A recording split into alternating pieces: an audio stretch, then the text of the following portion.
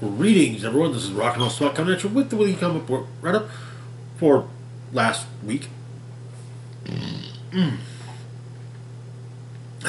We've covered most of last week's books, and now it's on to the home stretch. Kicking things off, we've got Detective Comics number 1064. Where we left off, Batman was questioning some things. In part about his health, but while there were stranger than usual happenings in Gotham. So we begin a long time ago on the edge of a desert.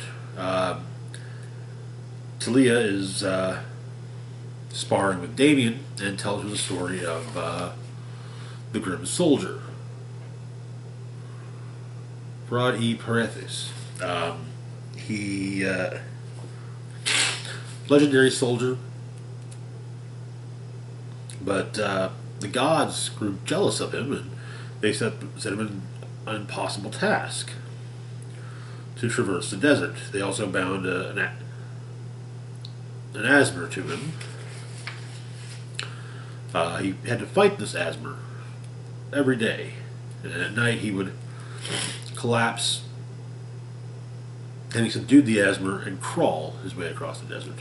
Eventually the sun god came and burned the demon out. Now, something else to note is that the woman he loved, and who loved him, said that she would take a ship and sail around to the other edge of the desert to wait for him. And it would turn out that, in this desert, time moves differently, because Verod made it to the other side, and found the long decayed remains of his love.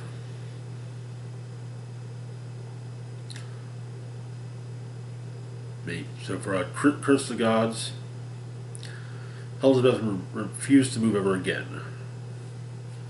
And apparently it's on the spot that's supposedly on the spot that Talia and Damian are sparring. In Gotham, Bruce has gone to a doctor, and let's just say there's a lot of physical health issues. At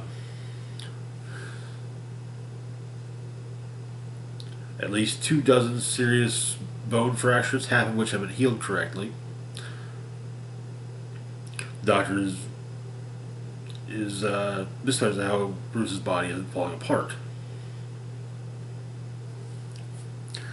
He's prescribed some medication to help with sleep and referred to a therapist. But before he can be given all of that, Bruce Wayne is gone. And on the roof, the doctor thinks it may be a panic attack, though Bruce doesn't think that's even remotely the case. But he puts on it. He finds the one goon from the docks in part 1 that wasn't arrested,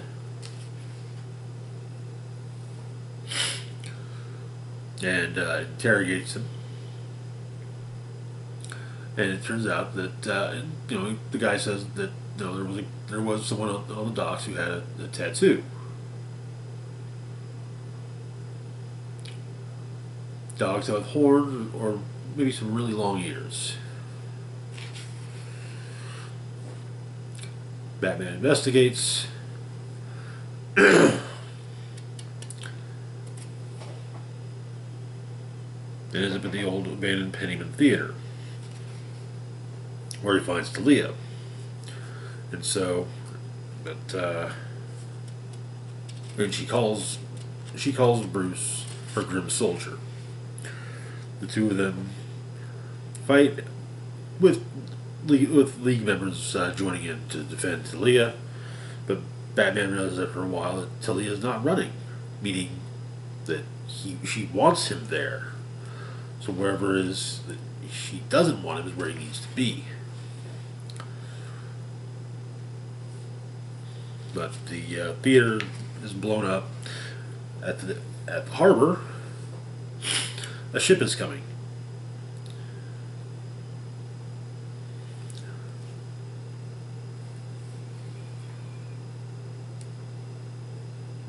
a the Prince of Vasristal is approaching, and his associate Gael is on the boat, explaining that everything's in place. Things will go as they're supposed to, including an attack from the League of Assassins, which will be allowed to occur. Batman leaves the rubble of the theater as the A story ends. In our backup story, Jim Gordon has discovered that people, night people, are being picked off the street and basically locked into condemned buildings before the condemned buildings are demolished. And he's beginning to get an idea of who is responsible. And he approaches the detective that he believes is being a part of this. And, well, it turns out that the detective's got some kind of modification going on. It looks to be more mystical than anything. Takes on Gordon, but young kid comes along and saves Gordon.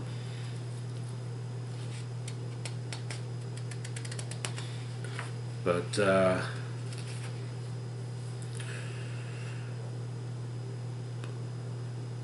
and the people in the building, the condemned building that they're fighting in and around, manage to get out.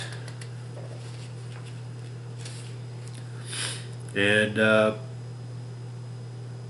Gordon's reading through the "When I Get Around to It" files from him and Bullock's private investigative service when the kid shows up with a pizza, and he's gonna pass along intel to he's gonna stay out of trouble, but also try to pass along intelligence to Gordon. And that is where the story ends, wrapping up our Commissioner Gordon, or our Jim Gordon backup story. Interesting issue. Gotham Doctrine is definitely an interesting tale so far. Moving on to our next book, though, we've got Harley Quinn number 22. Yeah, I do love the cover with Bud and Lou. So, where we left off, Harley made a shit ton of money. We're doing a job for Luke Fox. And took a vacation outside of Gotham. Even tried to find Bud and Lou, and apparently she did. So the issue begins with Kevin traipsing through mountains, not mountains near Gotham. He's looking for the League of Assassins, and well, he finds them. He appeals to Angel Breaker to allow him the use of the Lazarus Pits.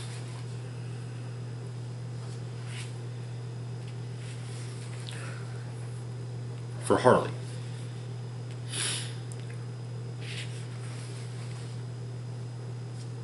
So we flash back to three days previously.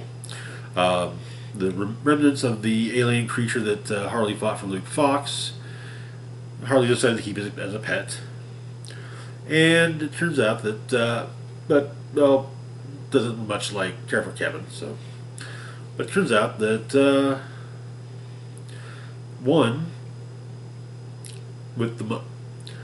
Harley has bought a ferry to basically make her new home. She was evicted from her last apartment, and she bought a taco truck because she thought it would come with tacos.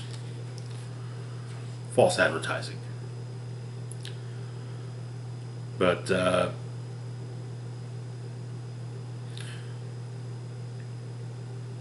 Kevin's trying to, say, hey, you should be more careful with your money. Apparently, she lost a lot of it in Vegas.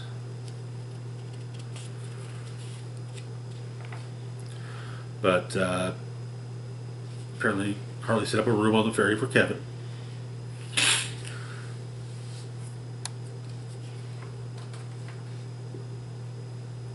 But Harley fought someone and was stabbed in the gut.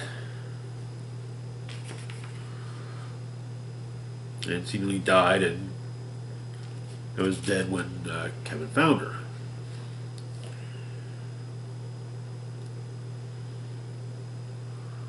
But he manages to convince Angel Breaker to allow Harley to be put in the Lazarus pit.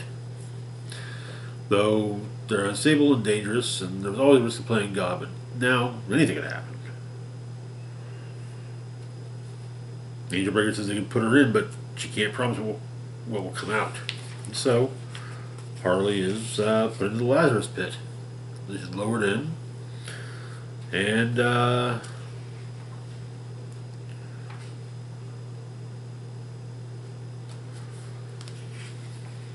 well, she at least seems to come out.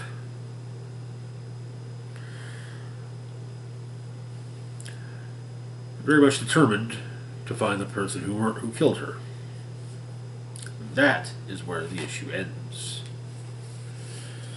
The story was billed as being the death of Harley Quinn, so the death has happened. There's also an almost immediate resurrection. But so far, interested to see where things go. We also have a 30th. Well, we also have the Bud and Luke, and we've also got our 30th anniversary cover.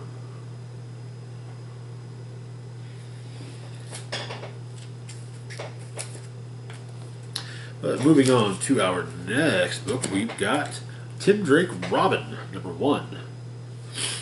Tim Drake has decided to move out on it, to get back out on his own, and go back to using the Robin codename. So he's living near the marina now, but and he's just him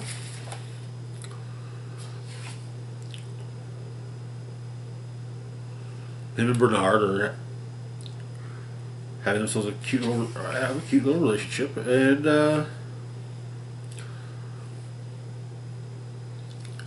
Tim's getting to know his neighbors and all the things and all the goings on around the marina.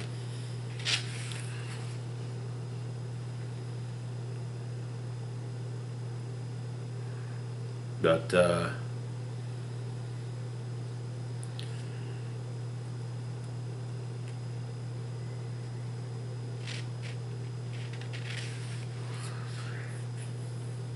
he's got his own place, which seems to be a bit on the mobile side of things. And of course, it is set up with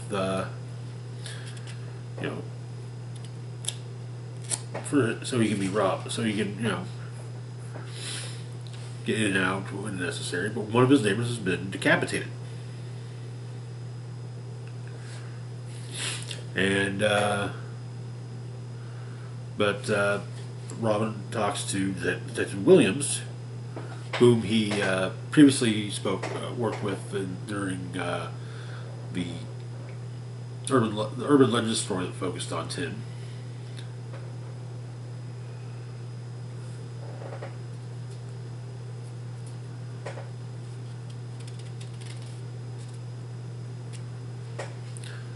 And he's given an opportunity to look at the scene and kind of what does he see. Got handprints, long fingers, looks human. Old straight razor, some sort of gold piece. Looks French, maybe a franc, but an old one at that. Torn ligaments and crushed windpipe. The murder could definitely not have been done by a human. But there's also some loose strands of gray hair.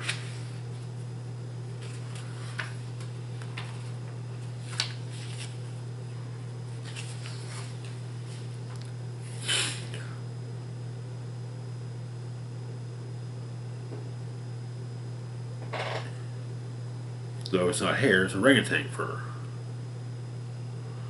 However, Robin has an idea of what happened and rushes off after what appears to be a spectral gorilla, spectral orangutan. Tim gives chase. His friend Darcy joins in.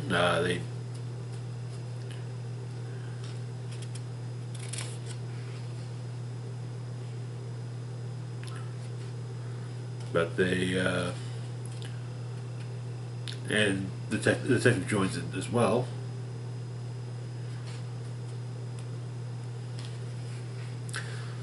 Though the orangutan does seem to get the better of them and escape.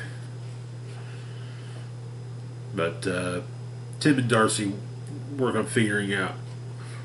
on cleaning up Tim's boat home and also figuring out what they're going to do.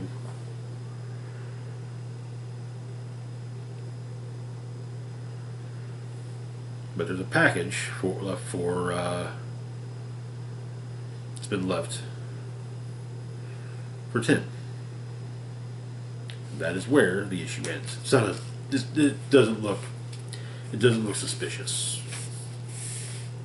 Well, any more suspicious than package might look in Gotham. But yeah, interesting start to the series. We'll see where it goes. Having Riley Rossmo go from Harley to Tim Drake feels. I don't think it. Rossmo's art doesn't, in my opinion, fit Tim Drake Robin as well as it fit Harley, but we'll see. Hopefully it'll grow on me. Moving on to our next book, we've got Task Force Z, number 12, wrapping up the series. Where we left off, well, yeah, Bloom's plan had kind of been revealed, and the building was about to be blown up. So, Man-Bat escapes with Two-Face, Jason Todd, and one of the girls hanging on to him. A bit heavy, though. But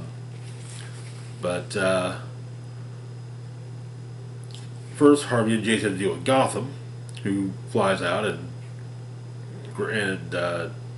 goes to deal with Jason himself, while Harvey deals with Mr. Bloom, who's wearing the old Jim Gordon Jr.'s old the old Jim Gordon Batman armor. But then Solomon Grundy tries to stop Gotham Girl from helping her brother. But while evading attacks from Gotham, Jason's able to talk him down a bit and turn him against Bloom. And then Jason attacks Bloom as well.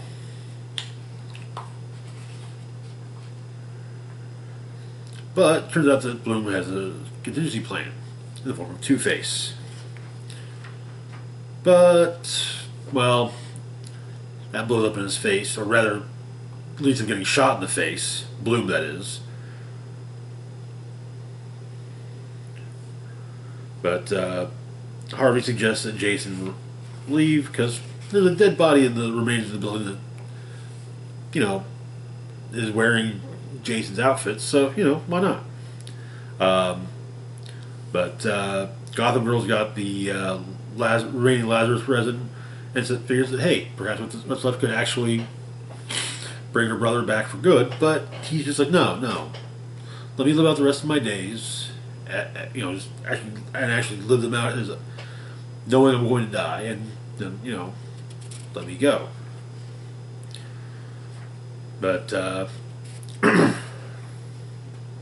Jason and Harvey go their separate ways. Though as Jason leaves, he's of the opinion, at least, that Harvey's stuck around to take the blame for everything.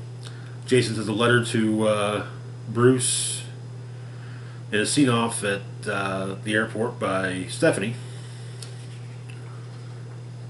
He's heading to West Texas, which coincidentally is the last place the Joker was spotted.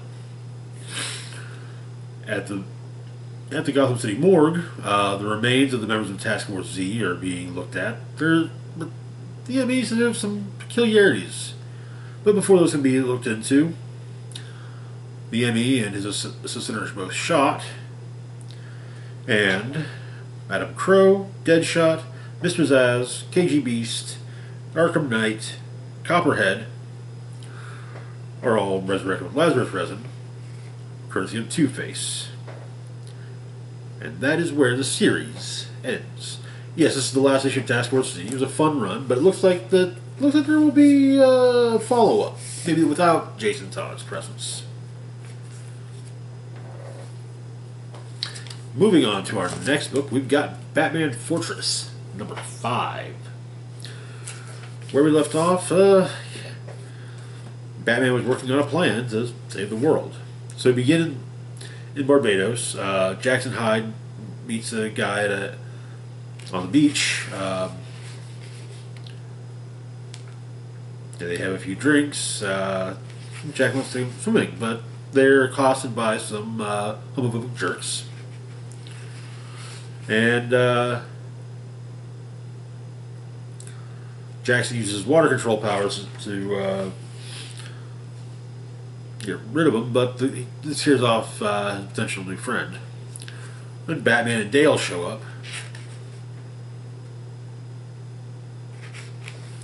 Because, well, he's part of their plan.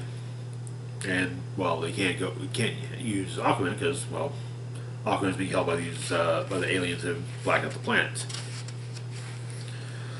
Then it's on Star City to recruit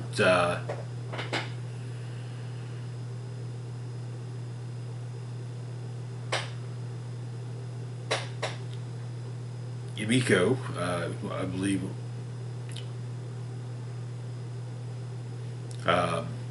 basically Green Arrow's sister. And she gets recruited.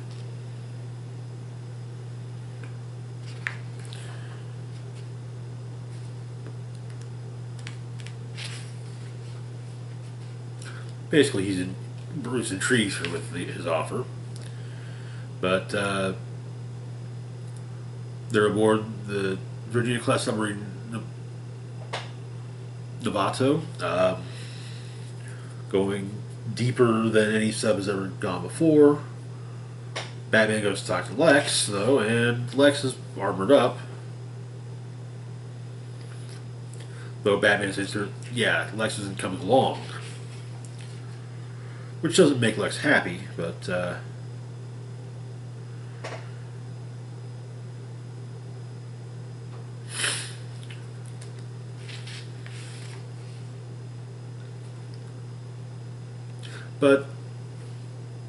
Batman agrees. And Jackson's found something. A barrier blocking where the sub needs to go. And that is where the issue ends. And the barrier looks a lot like the Fortress of Solitude. So, yeah. Moving on to our last book for the week, we've got Deathstroke Inc. number 13. Where we left off, Deathstroke had taken a bit of a fall and seemingly dead. When he wakes up in a morgue in Star City, about to be cut open. But Adelaide's trying to call Wintergreen, though he's ignoring it. Slade goes after the cops that took his suit and weapons. Gets those back, then goes after Wintergreen. And he says now he has an idea of just how far he can push his healing factor. But they need to sober Wintergreen up. He's been drinking whiskey all day. So they eat. Wintergreen drinks some coffee. And Wintergreen insists that Slade call Addie, his wife. Because she's been blowing up Wintergreen's phone. So he calls her and she tells him she's pregnant. His response is simply, okay. Hangs up the phone and then smashes it. But they go to, they managed to find out where Slade's target has been moved to since his botched attack. And so They go to a military base in Bear Valley, California, and they're not sure exactly where the scientist is at, but it seems that there's a backup plan. Walsh had a backup plan, and well, Slade's not going to let them poach his job. And he leaps into action as the issue ends. Deathstroke Year 1 is definitely turning out to be an interesting tale. Nice way to not involve the book in Dark Crisis, where Slade is a major player, so yeah. Anyway, that is going to do it for now. As always, feel free to like, share, and subscribe. Links to my Facebook, Twitter, Patreon, and PayPal can be found in the description box down below. This is Rock and Roll Spock signing off saying, live long and rock hard.